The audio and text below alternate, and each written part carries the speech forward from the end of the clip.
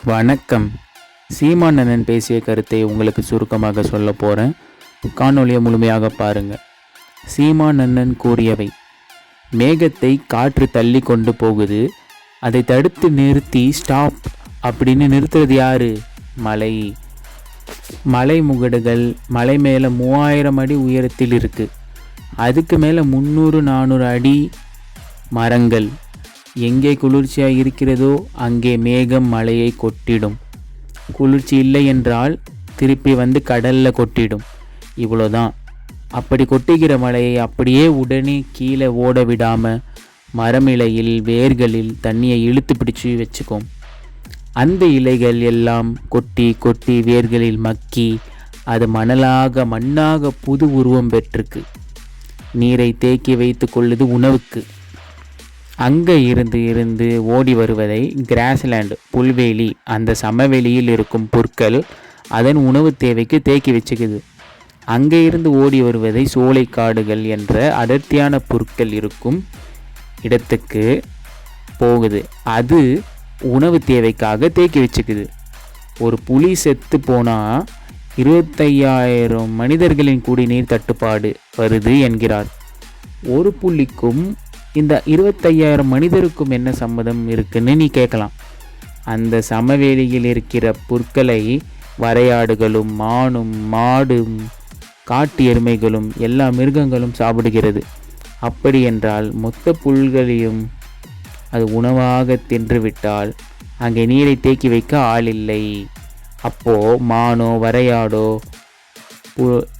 புல்லை திங்க விடாமல் அடிக்கும்போது, அந்த மானை கொல்லும்போது, அந்த வரையாட்டை கொல்லும்போது, அந்த காட்டு எருமையை கொல்லும்போது புல் பாதுகாக்கப்படுது, நீர் தேக்கப்படுது. நிலத்தில் வாழ்கிற 25,000 பேரின் குடிநீர் அங்கே சேமிக்கப்படுது. இது உயிரியல் சுழற்சி. என் உடன் பிறந்தவனே, இது ஓட்டுக்காக நிற்கிறவன் உனக்கு கற்பிக்க மாட்டான். இந்த நாட்டுக்காக நிற்கிற உடன் பிறந்தவன் தான் கற்பிப்பான். ஓட்டுக்காக நிற்கிறவன் என்ன பண்ணுவான்? இருட்டு வீட்டுக்குள்ளே திருட்டு கோழி பிடிக்கிற மாதிரி.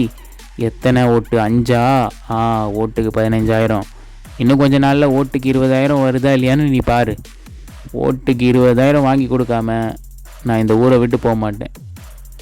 இப்போ தானே ஆரம்பிச்சிருக்கேன். இவங்களால் என்னை சமாளிக்கவே முடியாது. ஓட்டுக்கு 20,000 கொடுக்க தான் போகிறான். வந்து கேட்பேன், தம்பி வாங்கிட்டியாடா 20,000? ஓகே, அதுக்கு மேலே ஒன்று இருப்போம். என்னடா எல்லாத்துக்கும், எல்லா குற்றத்துக்கும், எல்லா தவறுக்கும் பரிகாரம் சொல்கிறானடா.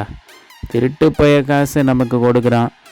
அந்த காசை வாங்கிட்டு உண்டியலில் போடுறா. ஒரு 50 காசோ 1 ரூபாவோ போடுடா. ஆத்தா, அவனுக்கு ஓட்டு போடுறேன்ட்டேன், என்னை மன்னிச்சிக்க.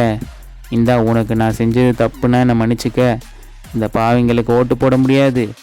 போடுறா உண்டியலில் 1 ரூபாவோ 5 ரூபாவோ போட்டுட்டு திருப்பி வந்துட்டு மைக்கு சின்னத்தில் போடுறா வாக்க. என்ன வருதுன்னு பாருடா. ஒன்றும் வராது.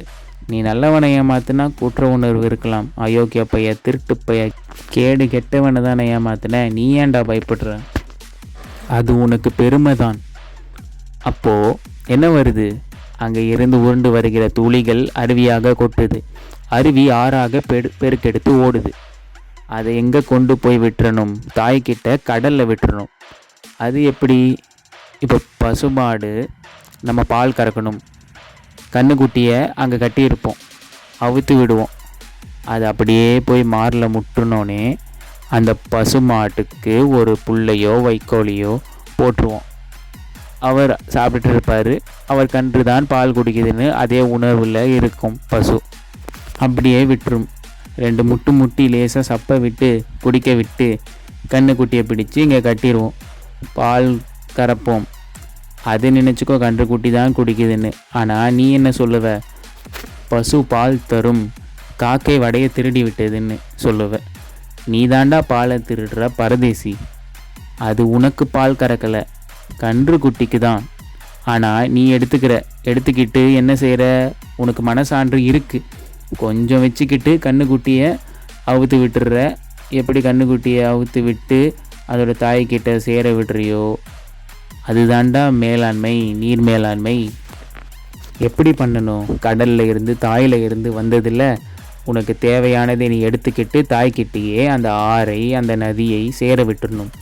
இதான் உன் பண்டை தமிழ் முன்னோர்கள் உன் முதியோர்கள் செய்த மேலாண்மை. அதான் நம் பாட்டன் கரிகாலன் செய்தான். இப்போ நான் என்ன செய்கிறேன், உங்கள் அண்ணன் அதே இதை இப்போ காவேரியில் ஒரு அணையை போட்டான், அங்கே முல்லை பெரியார் இடத்தில் ஒரு அணையை போட்டான். இந்த இடத்தில் மட்டும்தான் நீர் தேங்கும், நிலத்தடி நீர் உயரும், மற்ற இடங்களில் நதி இறந்து போகும்.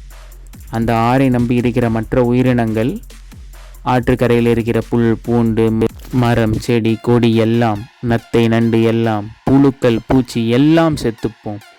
அப்போ என்ன பண்ணணும், ஓட விடணும். அப்போ என்ன செய்யணும், நதி ஓடி வருது, அணையை கட்டாத, படக்குன்னு திருப்பு 200 ஏக்கரில் ஏரியை நிறைச்சிக்க, படக்குன்னு திருப்பு 3000 ஏக்கரில் ஏரியை நிறைச்சிக்க, படக்குன்னு திருப்பு 5000 ஏக்கரில் ஏரியை நிறைச்சிக்க. உனக்கு தேவையானதை எடுத்து கடைசியாக கண்ணுக்குட்டியை அவுத்து தாய்ப்பசுக்கிட்ட விட்ட மாதிரி இந்த நதியை கொண்டு கடலில் விட்டுறணும். இதுதான் நாம் கடைபிடிக்க வேண்டிய மேலாண்மை. இப்படி அருமையான கருத்தை நம் மன்னன் கூறியிருக்கிறார். வேறு என்ன கருத்துக்களை கூறியிருக்கிறார் என்பதை அடுத்த வீடியோவில் கூறுகிறேன் என்று சொல்லி விடைபெறுகிறேன். நன்றி, வணக்கம்.